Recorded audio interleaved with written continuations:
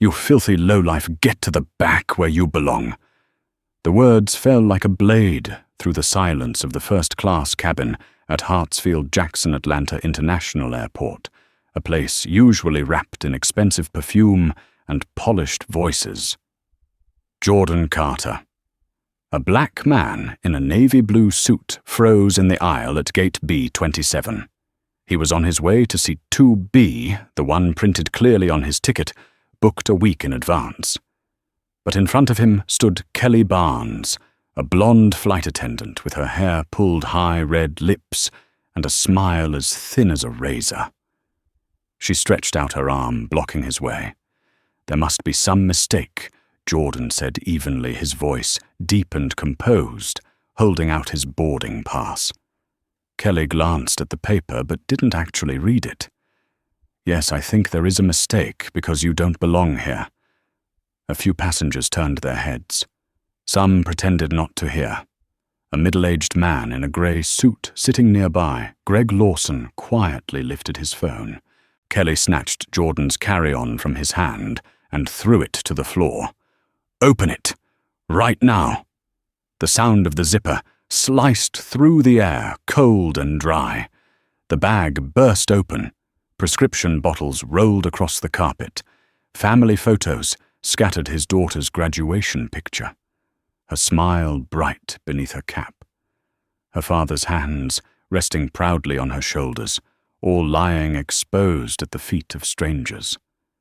A thick folder flipped open, pages stamped, confidential, strategic acquisition plan, fluttering like playing cards across the floor.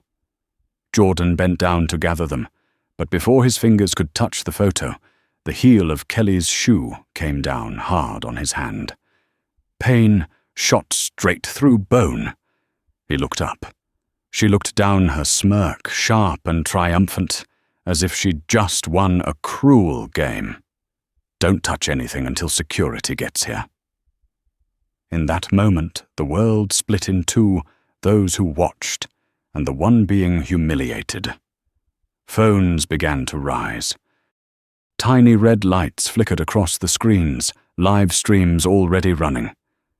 Greg spoke up loudly, his tone dripping with satisfaction. "Ladies and gentlemen, you're witnessing a gate crasher in real time. I fly this route every month, always in seat 2B. Don't tell me his ticket's real." A ripple of laughter came from behind. A young woman leaned toward her friend and whispered. Why didn't they check his ticket from the start? Jordan heard every word. Each whisper pricked at his dignity like a needle. But his face stayed calm, no frown, no protest. Only his jaw tightening behind a faint, controlled smile. If he reacted, they'd say he lost his temper. If he stayed silent, they'd say he was weak. So he chose a third way, calm so steady, it made others uneasy.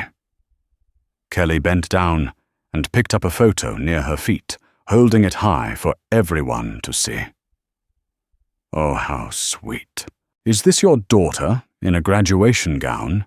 Let me guess you borrowed this from someone to make yourself look credible." A few laughs broke out. Greg turned his camera toward Jordan, his voice gleeful, like a reporter covering breaking news. "See that classic scam behavior? Outside the glass, the sunset washed the runway in red. The departure board glowed. Flight 771 to New York, 6:47 p.m. 10 minutes left. The air grew thick. Jordan knelt again, quietly gathering the fragments of his life prescriptions, family photos, work papers. Every time his hand reached for something, another foot stepped closer, blocking his path. "Do you even have a ticket? Is it real? Where did you buy it?" The questions came from all directions, his answers drowned out by the overhead announcements calling other flights. A teenage girl lifted her phone for a close-up. "This is going to blow up on TikTok," she said with a nervous laugh, but her hands trembled when she caught Jordan's eyes, deep, steady, not angry, but filled with a quiet pain that made her ashamed. Greg, however, was enjoying himself. His viewer count climbed 200, 400, 600. "See," he said into the lens. "Does this guy look like someone who flies first class? Does he look like he's got money? I've been booking this seat for years, and I've never seen anything like this." As Greg grinned, his teeth flashed white under the harsh fluorescent light. But out in the live feed, the audience was dividing, half agreeing, half falling silent. Someone commented, "Why is he so calm?" Jordan stood upright. He closed the folder, gathered everything back into his bag, and looked at Kelly, not with hatred, but with an expression that made the air itself turn cold. "Could you scan my ticket once, just once?" he asked. Kelly shook her head. "No need. Security's on the way." He exhaled slowly. "I understand." Each breath felt heavy as metal. Overhead, the announcement echoed final boarding call for Flight 771 to New York. Everyone else had boarded. Only Jordan remained held back because he didn't look like a first-class passenger. Surrounded by raised phones, something inside him cracked, but it wasn't anger. It was the chilling awareness that this was a test far greater than humiliation. He looked around at every face, every gaze, disdain, curiosity, unease. He looked back at Kelly, then directly into Greg's camera, where thousands watched without empathy. Under the harsh white airport light, Jordan saw something with absolute clarity. He wasn't the one being tested. They were the ones filming, judging, laughing, revealing who they truly were. He bent down, picked up the photo of his daughter, her innocent smile, untouched by the world's prejudice. He slipped it into his jacket pocket, gently like a promise. Then he straightened, speaking softly but firmly, loud enough for Kelly and Greg to hear. "They're filming," he said. "Let them film." No one understood what he meant. No one imagined that in just a few minutes, those same phones would become evidence, and the man humiliated in the middle of an airport today would turn the entire game upside down. The phone in Greg Lawson's hand gave a soft ping. The viewer count on his screen read 947. Within seconds, the number leapt into 4 digits. Hundreds of eyes were now watching through his lens, devouring every second of the breaking incident at Atlanta Airport. "This is a moment you don't want to miss," Greg said, clearly his voice full of excitement. "Some guy's trying to sneak into first class right in front of me. Looks like things are about to get interesting." Behind him, the sharp clack of Kelly Barnes's heels echoed like a drumbeat. She was rearranging the scattered items not to help, but to perform. One by one, she held each object up to Greg's camera, like presenting evidence to a jury. "What's this? Oh, confidential. Huh." She laughed, her tone sharp and mocking. "Probably printed somewhere, looks totally fake." Jordan Carter stood still. His hands gripped the strap of his bag lightly, his gaze steady calm on the surface, but so deep and heavy that Greg suddenly found it hard to breathe for a second. Then he shook the feeling off. "Don't get soft, Greg," he told himself. "This is content. This is views." A crowd had formed around Gate B-27. Passengers who hadn't boarded yet stopped quietly, pulling out their phones. A young man in a baseball cap whispered to his friend, "Watch, security's gonna drag him out." A middle-aged woman sighed, "Poor guy, but he really does look suspicious." Only one person, a young woman sitting by the window in seat 2. A set her phone on her lap, opened the camera, but said nothing. She didn't know why she did it. Maybe a feeling that this moment was bigger than a simple ticket mix-up. In the center of the storm, Jordan bent down and picked up a prescription bottle labeled with his name, Jordan R. Carter, 10 milligrams daily. He wiped a thin layer of dust from the plastic. His fingers trembled slightly, not from fear, but from restraint. On the floor, his daughter's photo lay with a shoe print smudged across the corner, her innocent smile stained by dirt. Kelly kept talking, her voice loud and choppy, as if broadcasting a live announcement to everyone nearby. "We're handling this situation to ensure passenger safety. The documents appear invalid, just following protocol." Each word, "following protocol," fell from her mouth like a slap. Greg turned the camera back to Jordan, narrating every detail like a TV host. "Look at this, whoever said this guy has money. Check his bag, it's just papers and pills. Probably a fake ticket. This'll go viral on Reddit for sure." On the other side of the screen, the comments poured in. "He really does look sketchy. Black guy in first class, LOL. Where are the cops? Fake CEO, ha ha ha." Among the flood of words, only a few stood out. "That woman's overreacting. Why is he still so calm? Something's off." The glow from the departure board cast a pale blue light across Jordan's face. 6:47 p.m. 10 minutes until takeoff. He heard voices' laughter and felt every stare cutting into him like a blade. But only one thought echoed in his mind. If my daughter saw this, what would she think? That question anchored him, holding him back from reacting on instinct. He took a slow breath and began gathering the papers again, stacking them neatly, carefully, as if cleaning up a storm with his bare hands. In a corner of the waiting area, a young employee from another airline on break also lifted her phone to record. She whispered, "I can't believe they're still doing this." Her co-worker tugged her sleeve. "Shh, don't get involved. You want to lose your job." Even though he couldn't hear the exchange, Jordan could feel the heaviness spreading through the air like smoke. No one dared stand up when justice could cost them a paycheck. "You can sit over there while we verify everything," Kelly said, her tone laced with irritation as she realized Jordan was still calm. "Thank you," he replied. "I'll stand right here."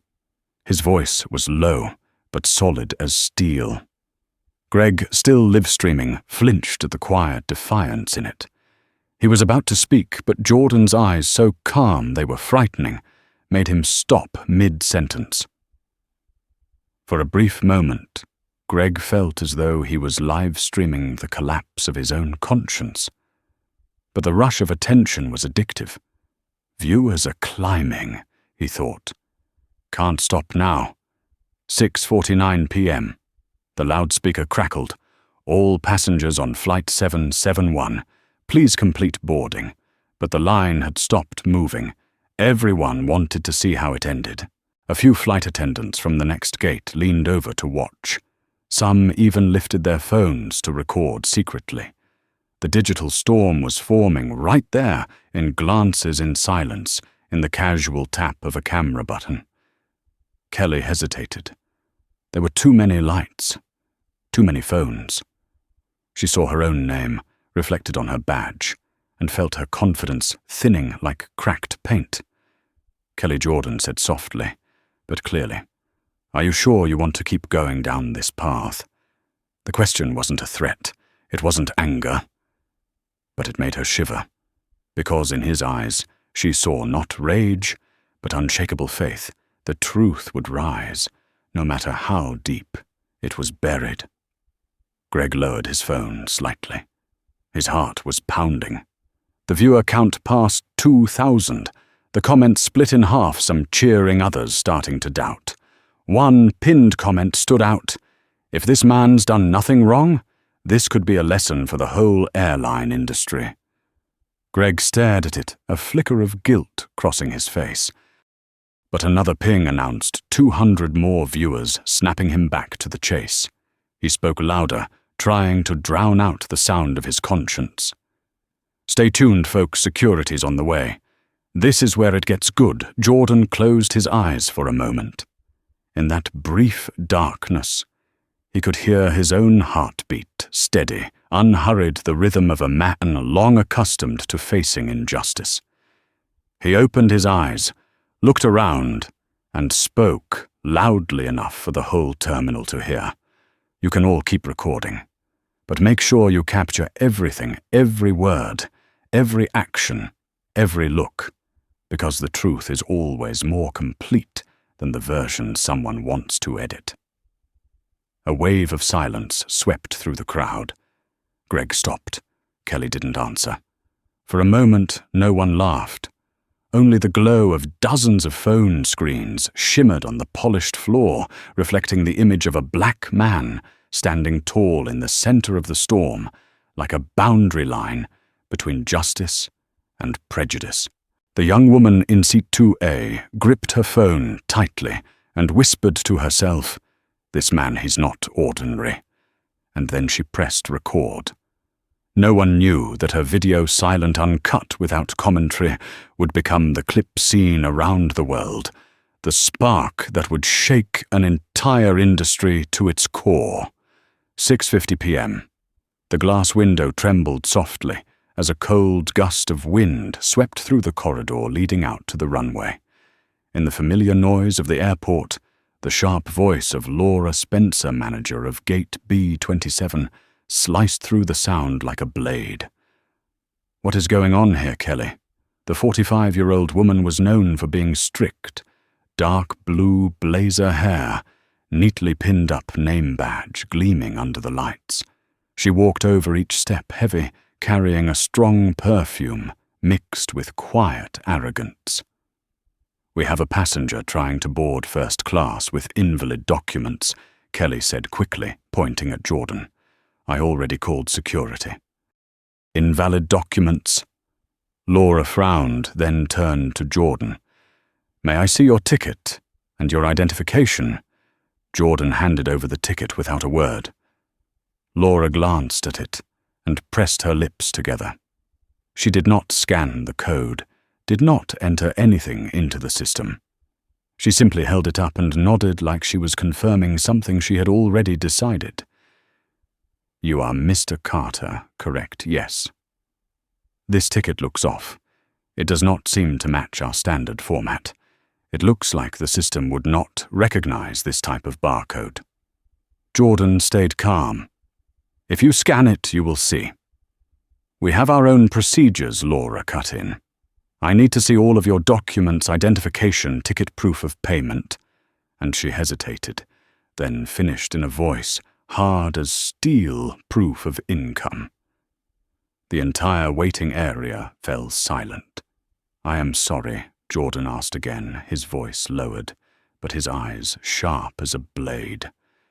"We need to make sure the passenger is actually able to afford a first-class seat." A few quiet laughs rose from behind. Greg, still live-streaming, almost shouted with excitement, "Oh my God, she actually said it! Proof of income, did you guys hear that? I have never seen an airline this strict." Strict A man standing nearby shook his head, but did not dare say more. Laura folded her arms. "If you do not cooperate, we will have no choice but to call airport police."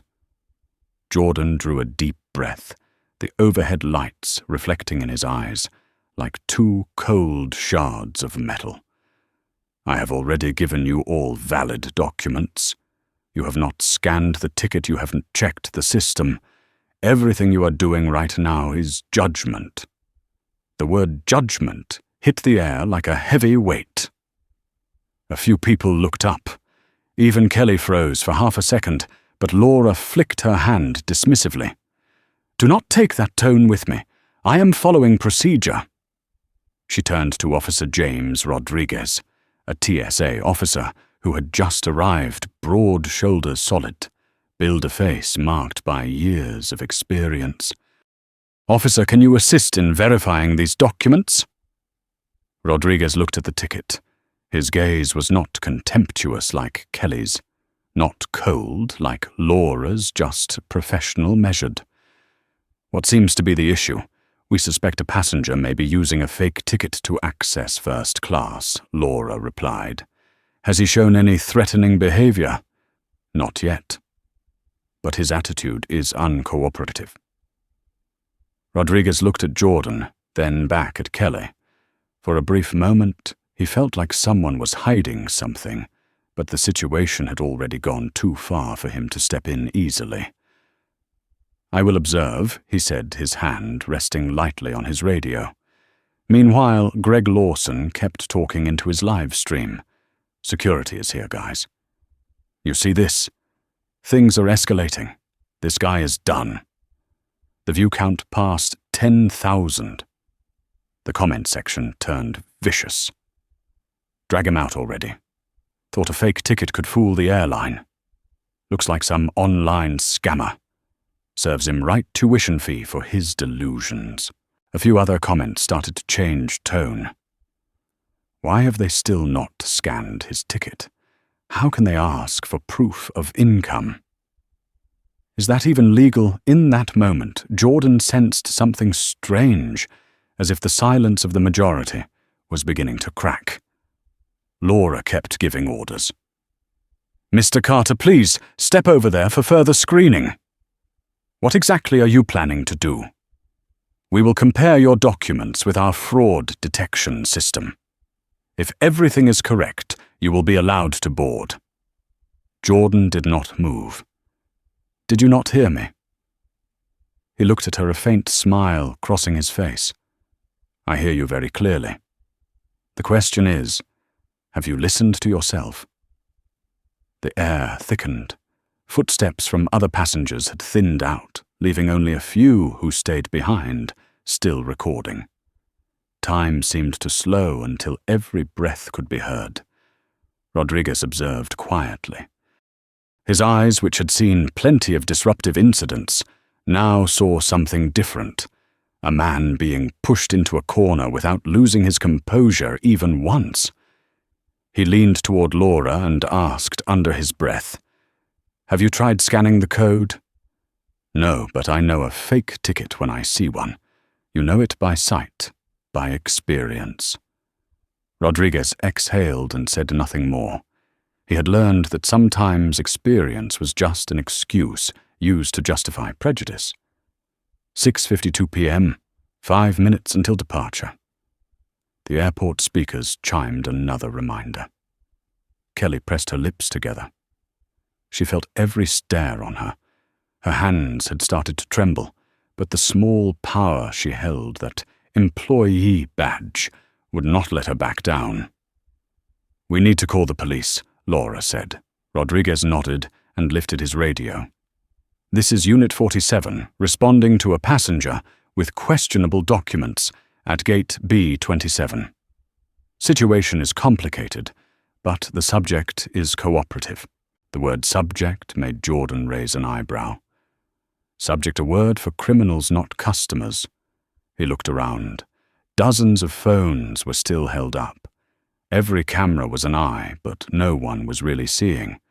Greg kept talking, but his tone had changed. The confidence had faded, replaced with a hint of nerves. "Guys, this is weird." He is still not arguing, not shouting, just standing there. "Who stays that calm?" A comment popped up on his screen. Maybe he knows he is right. Greg read it and paused. A small knot of discomfort tightened in his chest. Laura clasped her hands, her voice cutting each word. "Mr. Carter, I need you to prove that you can afford this first-class seat. Otherwise I will." "You will do what Jordan asked," interrupting her. His voice was soft, but it carried across all of gate B27. She hesitated. "You will call the police, or you will demand to see my bank account? Or are you going to ask for my statements?" No one answered. Only the automated announcements for other flights and the uneasy murmur of the crowd filled the space. Jordan nodded slightly. "I understand." He bent down and picked up his leather briefcase. The phone screen in his hand lit up, showing 17 missed calls.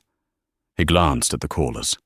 Jennifer Assistant, Michael Chief Financial Officer, Robert Sterling Chairman. His eyes softened. "All right," he said quietly. In that case, I will make one call. Kelly let out a short, mocking laugh. This is not a holding cell. You can call whoever you want after the police arrive. It is fine, he replied. This will only take a minute. He turned away, stepped to the side and dialed a number. This is Jordan. Flight 771, Gate B27 Atlanta. Yes, right now. He closed the phone. Calm, brief, cold. Laura raised an eyebrow, not yet sure how to react, when her radio crackled to life with a burst of urgent static. Code 7.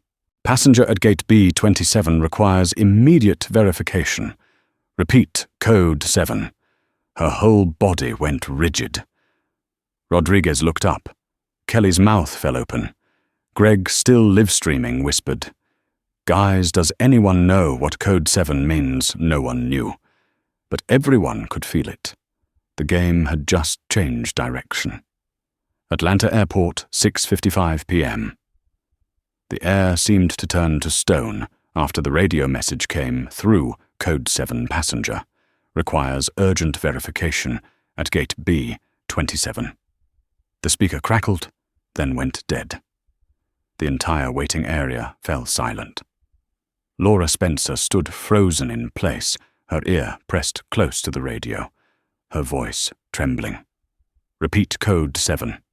Is that correct, B27? Can you state the passenger's identity clearly? There was no answer, only a hiss of static.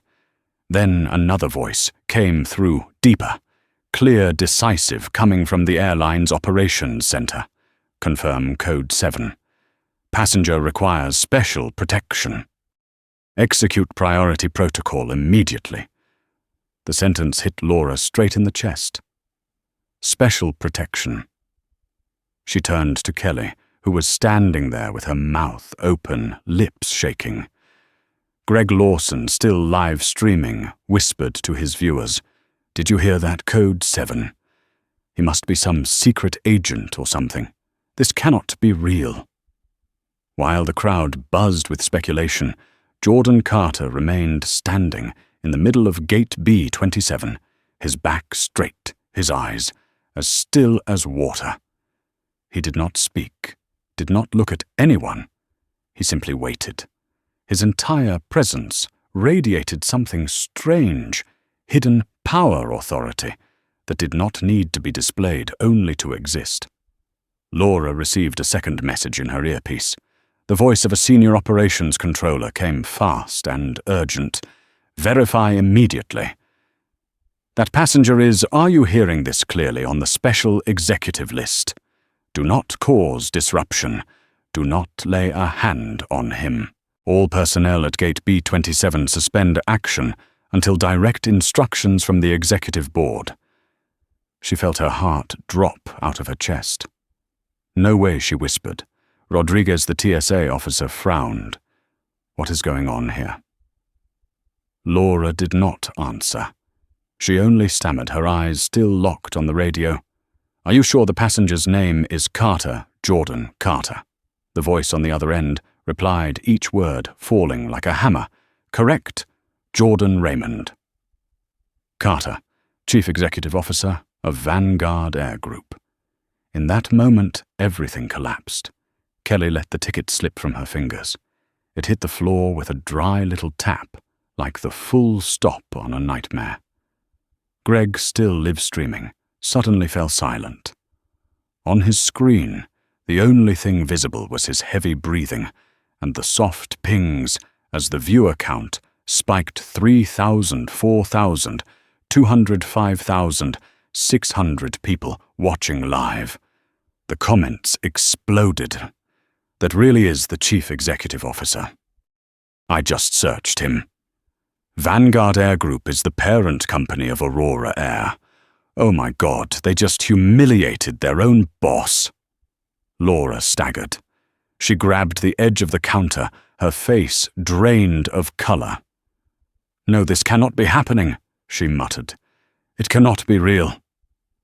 Rodriguez looked at Jordan, then bowed his head slightly an unconscious gesture from a man used to taking orders who had just realized he was standing in front of the one who gives them.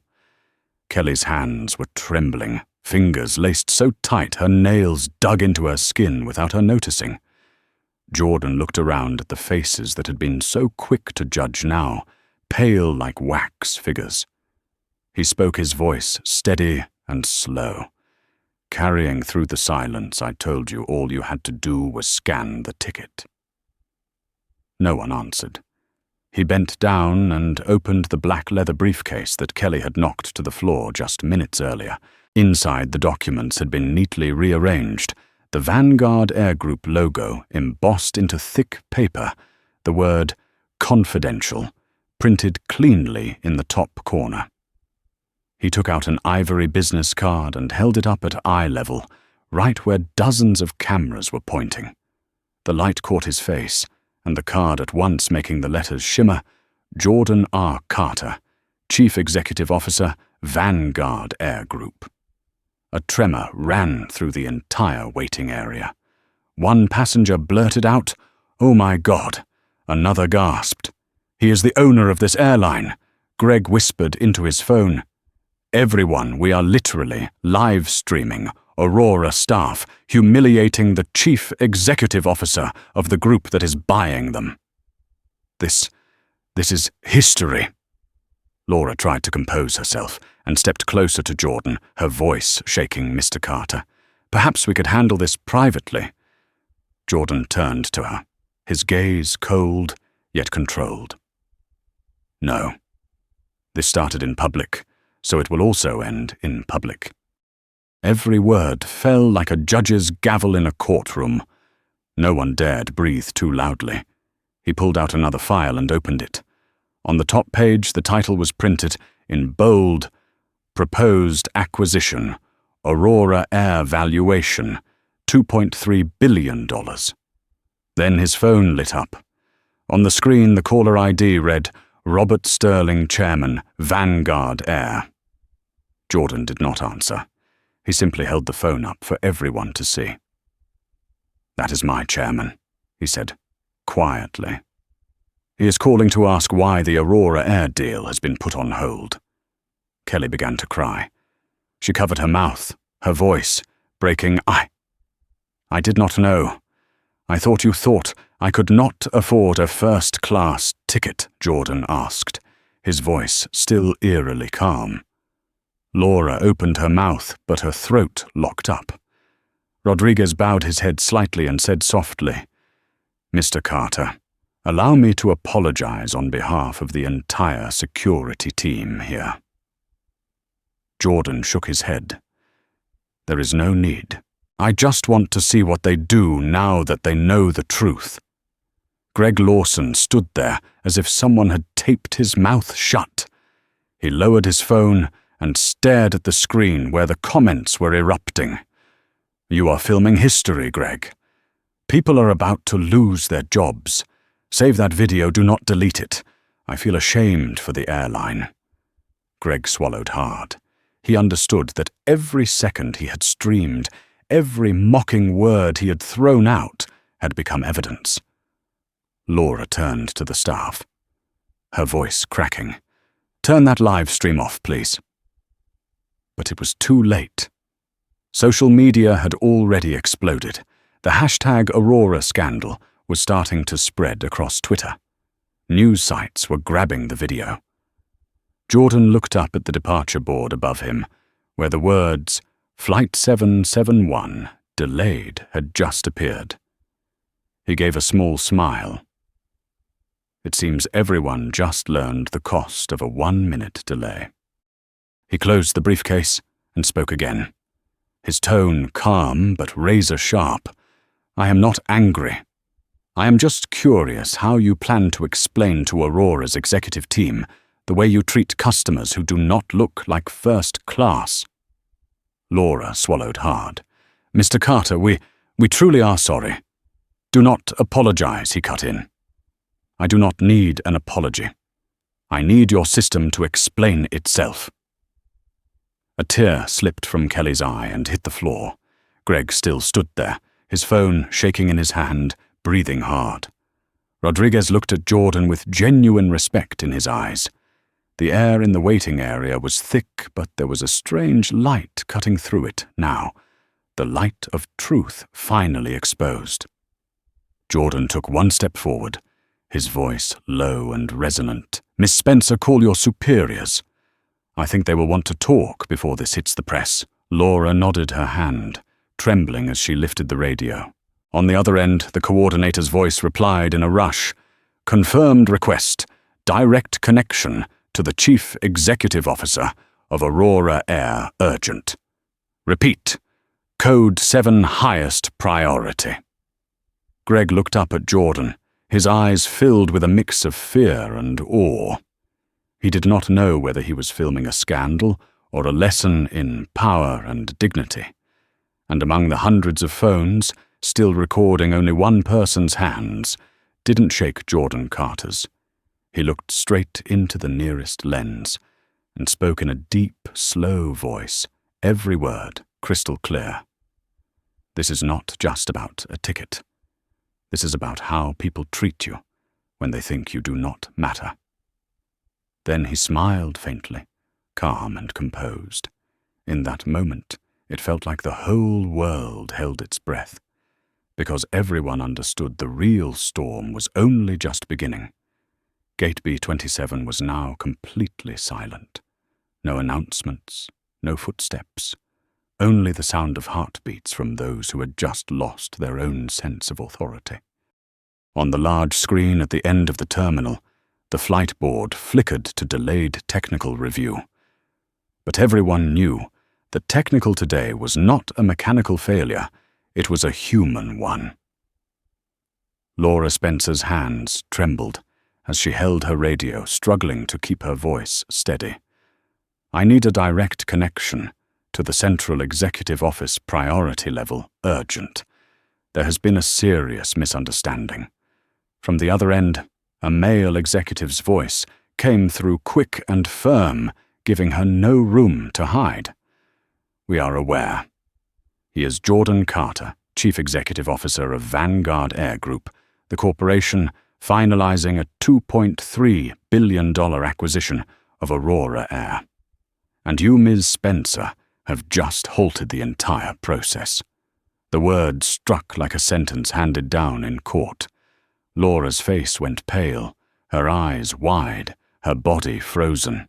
Beside her, Kelly Barnes gripped the counter so tightly her knuckles turned white, tears streaming down her cheeks, too afraid to wipe them away. Greg Lawson was still standing there, his phone shaking in his hand. The viewer count had passed 6,000 comments, flooding in like a storm. "He really is the CEO. I am reading CNN. They are reporting rumors about the merger. Oh my God, they just humiliated their own boss on camera." Greg looked at the lens, his voice hoarse. "Everyone, this isn't just a video anymore. This is someone's career and the downfall of an entire airline." He swallowed hard and stepped back, gripping his phone so it wouldn't slip, his palm slick with sweat. Because now, he was no longer the one recording the truth, he was part of the guilt. Jordan still stood motionless. His presence carried a quiet, effortless authority. In his hand was the ivory business card, still held up, steady, unmoving. He let every camera in the room see the small words beneath the Vanguard logo, "A global airline holding company excellence through integrity." A slogan that now sounded like heavy irony, reflecting back on Aurora Air, the airline that prided itself on first class, first people. Only today they had proven the opposite. Laura stepped closer, her voice faint like someone lost in a bad dream. "Mr. Carter, I truly didn't know I am so." Jordan raised a hand, cutting her off. "No need. I did not come here for apologies." His tone was deep, resonant, not loud, but powerful enough to hold every breath still. "The only thing I want to know is this. Is this how Aurora Air treats its customers? Or is this how you treat people who don't look like your idea of first class? Each word don't look like landed like a stone, hitting the faces of everyone around him. Rodriguez, the TSA officer, drew in a slow breath. He was the only one who dared to speak. Mr. Carter, with all due respect, I truly don't believe anyone here meant harm. It's just prejudice. Jordan interrupted softly. And prejudice, he continued, locking eyes with him, can destroy an entire brand. The whole terminal went still. Only the faint metallic echo of another flight announcement reminded them that time was still moving, though. For Aurora, every second now was worth gold. Jordan opened his Italian leather briefcase and took out a folder, its silver logo gleaming. He held it up for everyone to see. On the top page, bold letters read, "Confidential proposed acquisition, Aurora Air, total valuation, $2.3 billion. This, he said, was supposed to be signed tomorrow morning in New York. Laura's eyes widened, her lips trembling. Oh, God. But now, Jordan continued, I think we need to postpone it.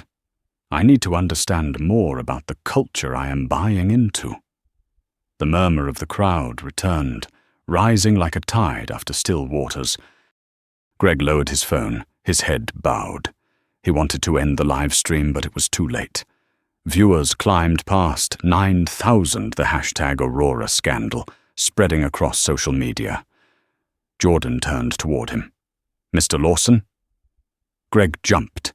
Yes, sir. Keep filming. I want people to see that when truth is revealed, it doesn't need shouting, only light. Kelly broke down, completely sobbing. I didn't know, sir. I was just following procedure. I didn't know who you were. That's not the point, Jordan said, his eyes fixed on the camera. It's not about who I am. It's about how you treat the person you think isn't anyone. He spoke slowly, clearly, each word carrying a weight that crushed every excuse Kelly had left. Her tears stained her blue uniform, dark and uneven. Rodriguez leaned toward Laura and murmured, We should stop this, Spencer. It's beyond your control now. She nodded faintly, but her eyes stayed on Jordan, the look of someone who knew she had destroyed her career in less than 10 minutes.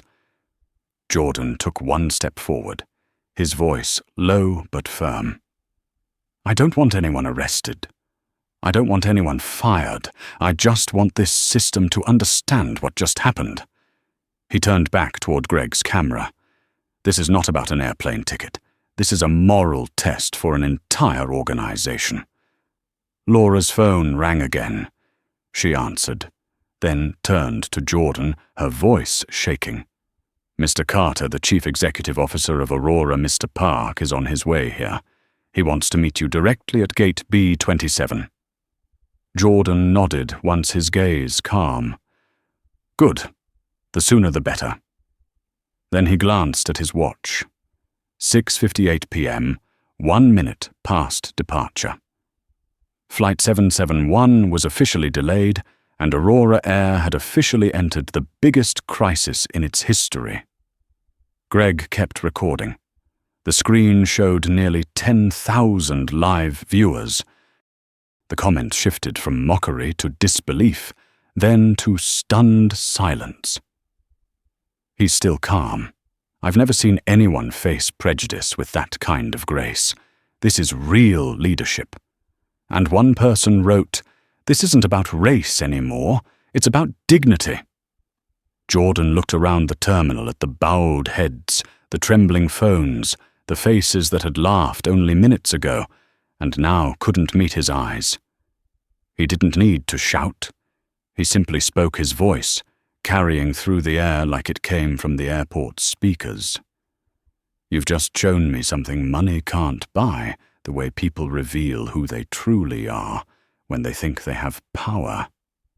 He bent down and picked up the photo of his daughter that had fallen a second time. He smoothed the crease gently and smiled. "I'm glad you didn't see this, sweetheart."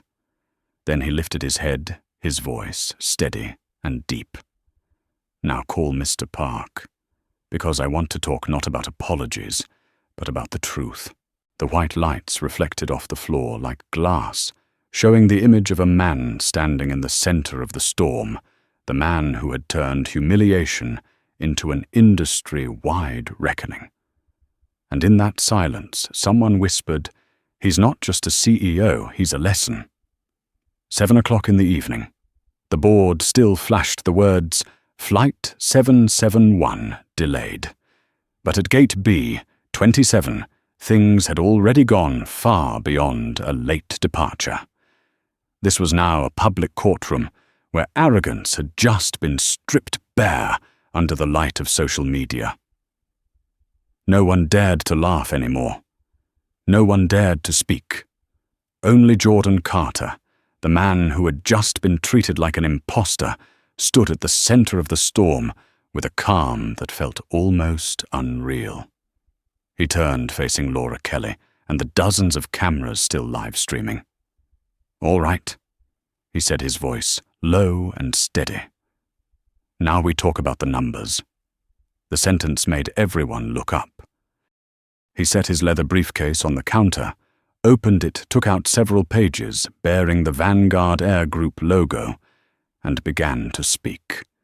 His voice was not loud, but every word carried the weight of a verdict. In the last quarter, Aurora Air reported revenue of $847 million, with a net profit margin of 12.3% and a market capitalization of $1.9 billion as of market close this afternoon. He paused for a beat, his eyes moving to Greg Lawson, who was still streaming live.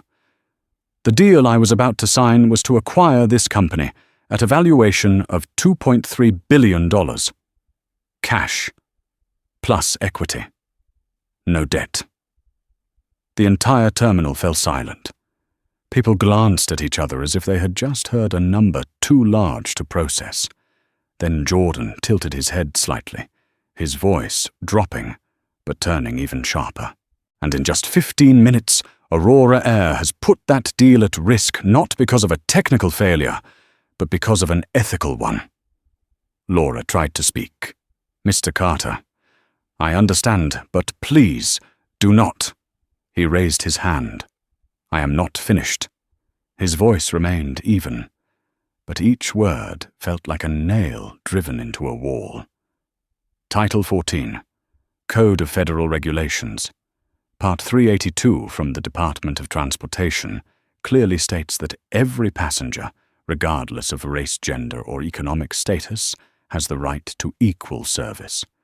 Violations can lead to fines ranging from $50,000 to $500,000 for each incident. He turned to Kelly. "Ms. Mitchell, today, you have violated at least 3 provisions in that regulation. 1, searching a passenger's personal belongings without lawful cause. 2, blocking me from accessing the seat I had already paid for. 3, publicly questioning the authenticity of documents in my possession." Kelly burst into tears. I didn't mean to." Jordan did not answer. He simply looked at her, his expression not angry, only deeply sad. He turned back to Laura. "And you, Mrs. Spencer, when you asked me to prove my income, you created the most dangerous precedent an airline can create, that the worth of a customer is measured by appearances." She stammered, I only thought we needed to ensure safety." "No," he replied. "You thought you needed to protect your own pride." That sentence made her collapse into a chair. Greg, still live-streaming, quietly lowered his phone halfway. He looked at Jordan, then at the crowd, then back at the screen in his hand, where the viewer count had passed 12,000. The comments were overflowing. "This is the most expensive lesson in airline history. I never believed in online justice, but today feels different." This man does not raise his voice, but he makes the whole world go silent. Greg looked up. His eyes changed. He understood. He had not just streamed a dramatic incident. He had streamed a master class in ethical leadership. Jordan picked up his phone and opened the list of missed calls. 17 missed calls, he said. From my chief financial officer, my legal counsel, my chairman. They are all asking the same question. Should we still buy Aurora Air? He lifted his gaze, looking at Laura and Kelly. And I answered, not yet. I want to see how they handle an act of discrimination in public with the whole world watching. His eyes swept past Greg and then locked onto the nearest camera. Are you all recording this good? I want it to spread because some lessons are only remembered when they hurt. Rodriguez drew a slow breath and raised his radio, then let it fall back to his side. He knew he had no authority to interrupt any of this. Jordan continued his voice, dropping deeper, heavier, as if he were speaking on behalf of everyone who never got the chance. I fly hundreds of trips every year. I meet hundreds of crew members. I do not need special treatment. I only need respect. But today, instead of serving their customer, Aurora chose to judge a person. He paused and looked across the crowd. You do not realize that every glance, every whisper, every live stream is evidence. And when that evidence spreads around the world, Aurora will face the consequences, not because of one individual, but because of a system that has forgotten what human dignity means. Laura broke down, her voice shaking. Mr. Carter, I beg you please do not let this destroy the deal. I am willing to take full responsibility. Jordan looked at her, his eyes softening, no longer full of anger, but of a deep, weary disappointment. You do not need to carry this alone. It is not only your fault. The fault lies in a culture that made you believe you were entitled to act this way. He turned to the Aurora staff gathered behind her, the ones standing with their heads bowed silent. You have been trained how to serve, but you have not been taught how to respect. And that is what I am going to change. Outside the glass, the runway lights began to blink as night settled over the field. Another Aurora plane took off its engines, roaring through the terminal like a warning bell. Jordan spoke quietly, his voice no longer cold but thick with feeling. I do not want revenge. I want to rebuild. But to rebuild, I need to know what I am buying, an airline or a system of prejudice. Greg lifted his phone again and for the first time spoke softly into his live stream. Everyone stop posting cruel comments. We are watching a man turn humiliation into strength. The tone of the comments shifted. Respect.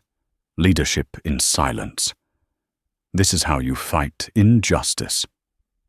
Jordan gave the slightest nod, as if he could hear every line traveling through the air. He looked at Laura, his voice low but unshakable. I am giving you one chance. Not to save your career, but to correct what you have just done. Call your chief executive officer. Here. Now. Laura's hands shook as she lifted the radio. Executive office, this is Spencer, at gate B27. I need a direct connection to Ethan Park, chief executive officer of Aurora Air. It is urgent. The reply came back, panicked. We already have orders from the chairman. Mr. Park is on a private jet en route to Atlanta. Mr. Carter, please do not leave gate B27. Jordan smiled faintly. I am not going anywhere. I still have a lesson to teach. He turned back to the crowd, his voice now softer, but every word still solid as stone. Tomorrow Aurora might lose a few $100 million. But if you are willing to learn, you will gain something far more valuable: trust. The white lights washed over his face and reflected in the eyes of the hundreds of people now staring at the floor. In that moment, Jordan Carter was no longer just a passenger who had been insulted. He was a mirror. And Gate B-27, once the stage for prejudice, had become the first classroom of humility. 9:17 p.m. 2 hours after the media storm had erupted, a Gulfstream G700 glided down the Atlanta runway, its beacon lights flashing rhythmically across the dew-soaked ground. The cabin door opened, and Ethan Park, 52 years old Chief Executive Officer of Aurora Air, stepped out. His face was pale as his phone buzzed non-stop, dozens of calls from the board of directors, the press, and even the Department of Transportation. The news had spread faster than the wind. Aurora scandal employees insult the CEO of the company buying their airline. Online, the hashtag #AuroraGate had surpassed 2 million views, and Gate B-27, where it had all begun, had now become the epicenter of the biggest crisis in American aviation history. Inside the waiting area, no one had left. Laura Spencer sat motionless, her hands clasped tightly, eyes swollen and red. Kelly Barnes was in a small room next door, under what was called temporary isolation. She covered her face and cried quietly, haunted by the echo of her own words that had gone viral. "You lowlife, get to the back where you belong." Every time she remembered, her chest tightened, not because she feared losing her job, but because for the first time in her life, she saw herself through the eyes of the man she had humiliated. Ethan Park strode into the B-27 terminal, accompanied by 3 people, the head of human resources, the chief legal officer, and a board member.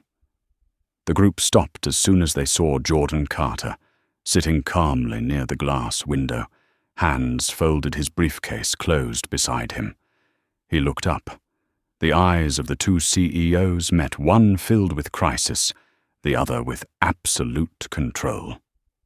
"Mr. Carter," Ethan began, his voice hoarse with exhaustion. "First of all, I would like to extend an apology on behalf of Aurora." Jordan nodded slightly, his tone gentle. An apology cannot fix a system, but it's a start. Behind them, Greg Lawson still stood quietly. The live stream was off now. He was recording with a personal camera, not for clicks, but to document change. He knew he had made a mistake, but he also knew these images could become evidence of a company's rebirth. Ethan sat across from Jordan, his trembling hands resting on his knees. "This has gone far beyond our control," he said. "The media is attacking us. The stock could drop 10% by morning." Jordan said nothing. "But what hurts most," Ethan continued, "is not the money. It's realizing how my employees treated another human being." A long silence followed. Jordan's expression softened for the first time that night. "At least you understand that," he said. "Most people in power, when they're embarrassed, they think only of the brand. You thought of people. That's a good place to begin." Laura stepped forward, timidly, her voice rough and unsteady. "Mr. Carter, I know no words can undo what happened, but I will take full responsibility." Jordan looked at her. "Do you have children, Laura?" "Yes," she whispered. "A daughter, 8 years old." "Then you already understand," he said. "Tonight you taught your daughter a lesson about what happens when we stay silent in the face of wrongdoing." Laura broke down in tears. "I am truly sorry." Ethan took a deep breath. "I have suspended Kelly Barnes as soon as I landed. We are reviewing all of our employee training procedures. But I know you don't want to hear about procedures, Mr. Carter. You want to know what Aurora will do now that it's been exposed." Jordan nodded. "Exactly."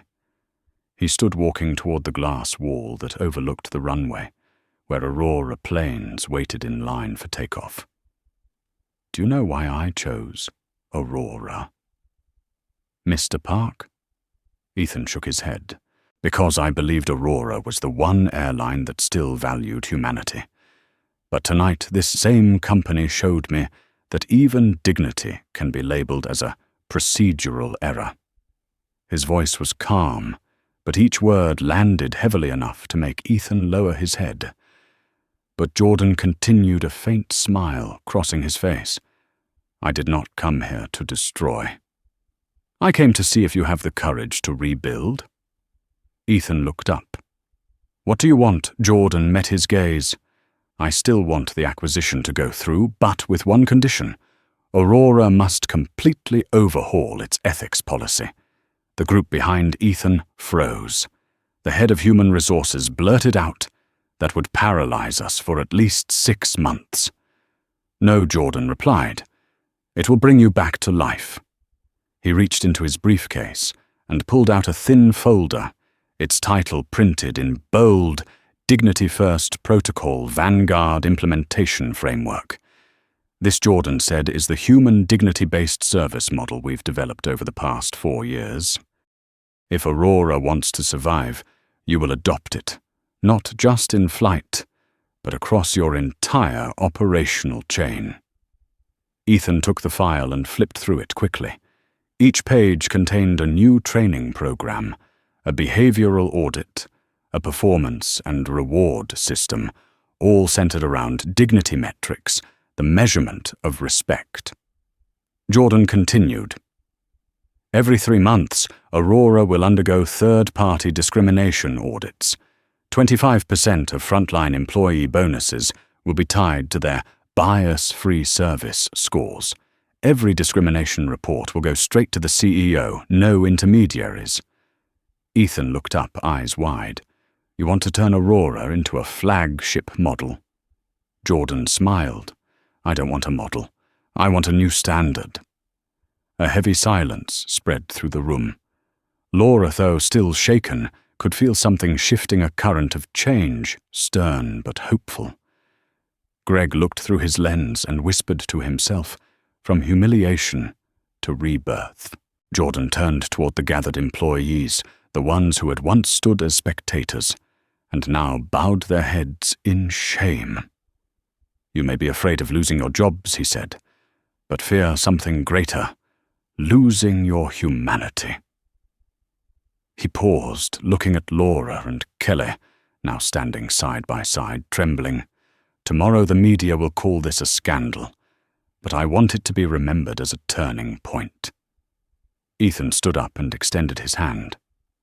Mr. Carter, if you give me the chance, I will sign whatever it takes to make Aurora the first airline built on human dignity.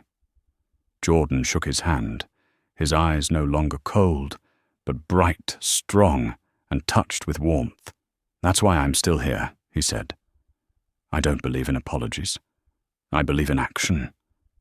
Greg turned his camera back on his voice, genuinely moved. Everyone, I think we've just witnessed the rarest thing in our time, not a CEO's outrage, but a man using power to teach kindness.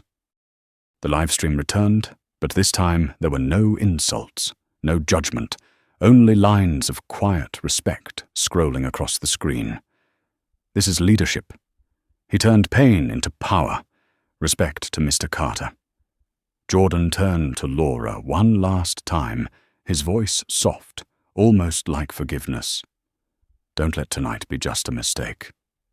Let it be the beginning. Then he stepped toward the glass, looking out onto the runway, where the aircraft lights blinked in the night. A new beginning was waiting, not just for Aurora Air, but for the entire aviation industry. 1 week after the night at Gate B27, every major financial network in America opened with the same headline, a $2.3 billion deal in exchange for respect. Vanguard Air officially acquires Aurora Air. But no one expected that the contract was more than a merger. It was the beginning of a revolution in the entire aviation industry. Inside the boardroom on the 47th floor of Vanguard Air Group's Manhattan headquarters, the top executives of both companies sat around a long walnut table. There was no pride in performance that day, only a respectful silence. At the center of the room, Jordan Carter stood wearing a crisp white shirt, holding a new set of documents, titled The Dignity First Initiative, a New Era of Customer Service. He looked around the room.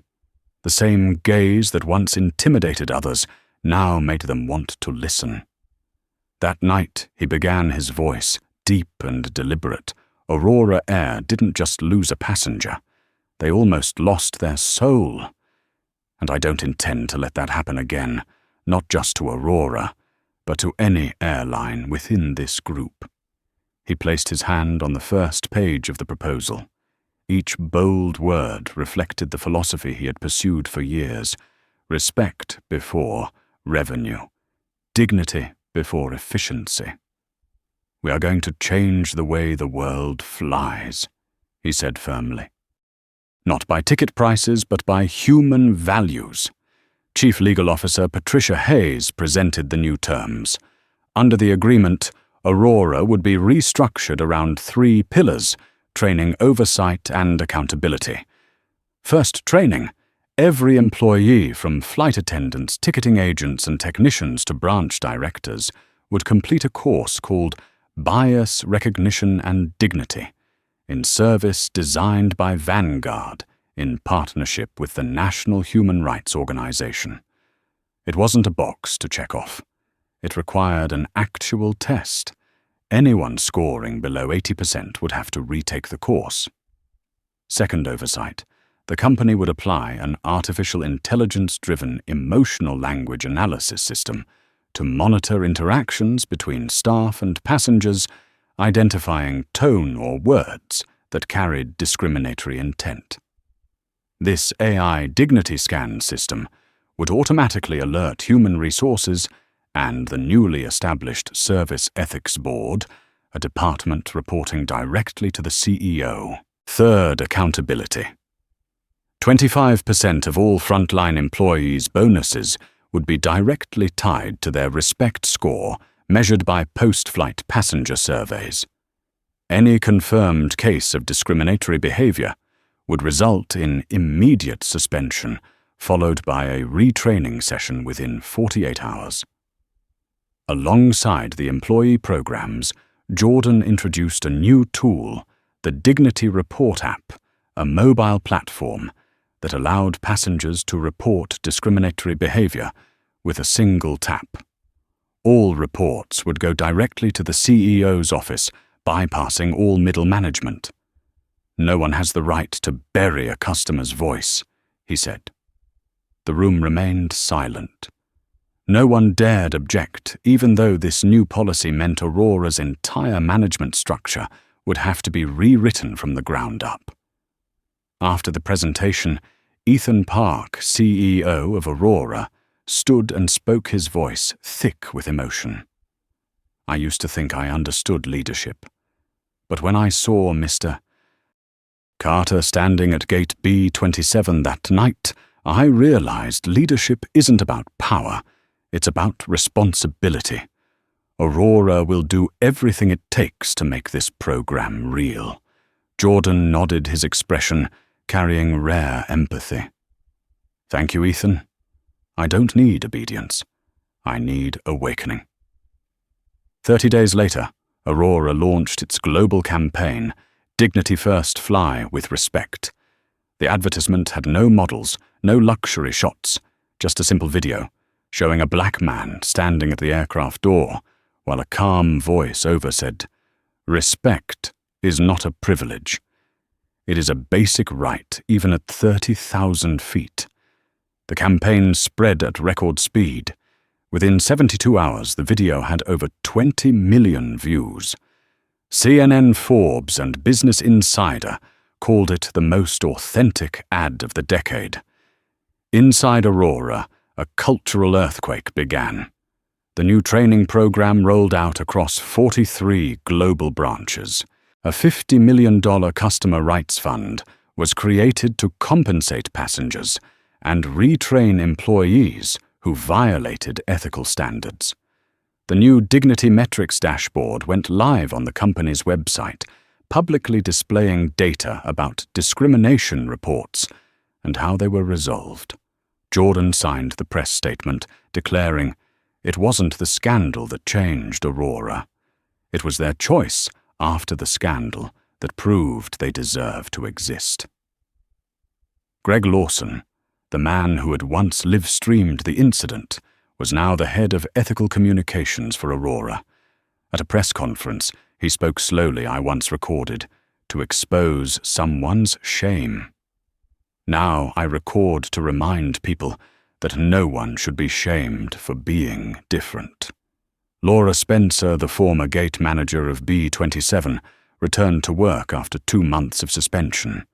But her role was no longer at the airport. She became Aurora's diversity and inclusion liaison, a bridge between employees and passengers. In her first interview, she said, "I was once the reason someone was hurt. Now I work so that no one else will ever feel that pain again." As for Kelly Barnes, after 6 months in the Cultural Competency Program at Northwestern, she returned to Aurora as a training instructor for new employees. Standing before a classroom, her voice trembled, but stayed firm. "I was once the bad example. But if that bad example helps others understand the value of respect, then I will not hide from it." By the 6th month, internal data revealed the results. Discrimination complaints down 63%, customer satisfaction, scores up 31%, quarterly revenue up 18% year over year. Other airlines began calling Vanguard, asking about the Dignity First model. A senior editor from Harvard Business Review wrote Jordan Carter didn't just save a deal. He redefined the concept of corporate value from profit to humanity. Finally, at the press conference concluding the restructuring phase, Jordan stood at the podium, white light illuminating his face. That day at Gate B-27, he said, "I didn't lose faith in people. I just saw clearly why I needed to do this. From today forward, any airline bearing the name Vanguard will be measured by the only currency worth more than money dignity." The entire room rose to its feet in applause. And in that standing ovation, Jordan understood what he had bought wasn't just an airline. It was the chance to redefine humanity in business. 6 months later, the name Dignity First had become a symbol.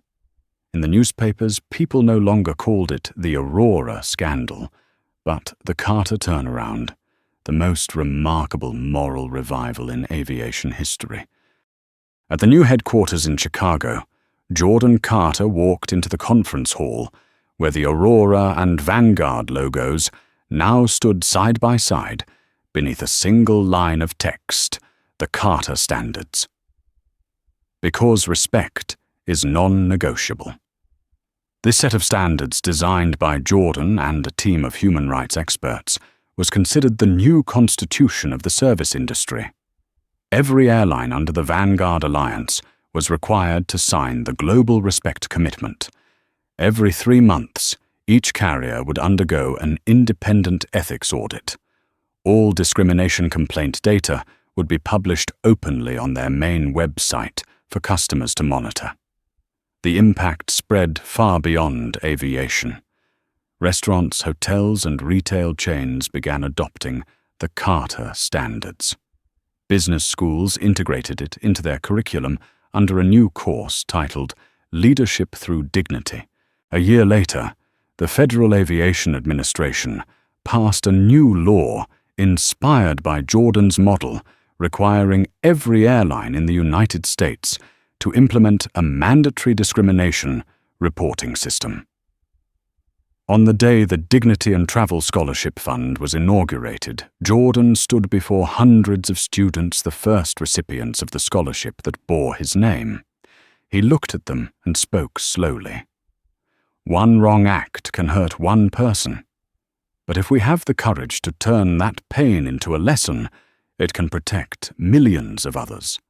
Behind him on the large screen was the image of a small plaque mounted at gate B27 that read, "In memory of a lesson, dignity begins here." From a night of humiliation, Jordan Carter had built a global standard, not through anger, but through the strength of reason and compassion. And now every Aurora flight that took off carried a quiet reminder. You are not just flying, you are being respected. 1 year later, on a spring morning, sunlight slanted through the glass panels of Hartsfield-Jackson Atlanta International Airport. Amid the constant movement of travelers, Gate B27 was still there, but it was no longer the same. On the glass wall hung a small plaque engraved with simple words, "Dignity in travel," a commitment to respect every passenger. Below it was a photograph of Jordan Carter shaking hands with an Aurora employee, his smile calm, his eyes quietly bright. There was no anger left, no pain, only a legacy. The digital boards across the airport displayed the same message, "Welcome aboard." Every seat is a seat of respect. 1 year after the reforms, the numbers astonished the financial world. Discrimination, complaints down 67%, customer satisfaction up 34%, Aurora's stock value surpassing its pre-scandal level by 15%. But for Jordan, the numbers mattered less than the confident eyes of the attendants, the same people who once bowed their heads, now lifting them high to greet passengers with dignity. During the Leadership Through Dignity Symposium at Harvard, Jordan spoke before thousands of students. Power, he said, does not lie in the loudest voice. It lies in the calm that makes others look within themselves. I did not win through authority, but through truth and dignity. The applause was long and thunderous. Yet within that echo, Jordan simply smiled. He remembered the moment a year before, the scornful eyes, the mocking laughter, the photograph of his daughter falling to the floor. If he had chosen anger that day, he might have sought revenge. But instead, he chose to change the world. The story did not end with a promise, but with a reminder. When you are looked down upon, remember, silence does not mean weakness. Silence at the right moment can echo louder than any shout. And somewhere those who had witnessed that night at Gate B27 understood Jordan Carter hadn't just reclaimed his seat.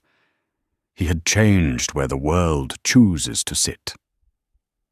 From the perspective of a leadership ethics expert, Jordan Carter's journey is not just a story about power being placed in the right hands, but a reminder that in today's noisy world, true strength does not lie in retaliation, but in the ability to turn pain into reform.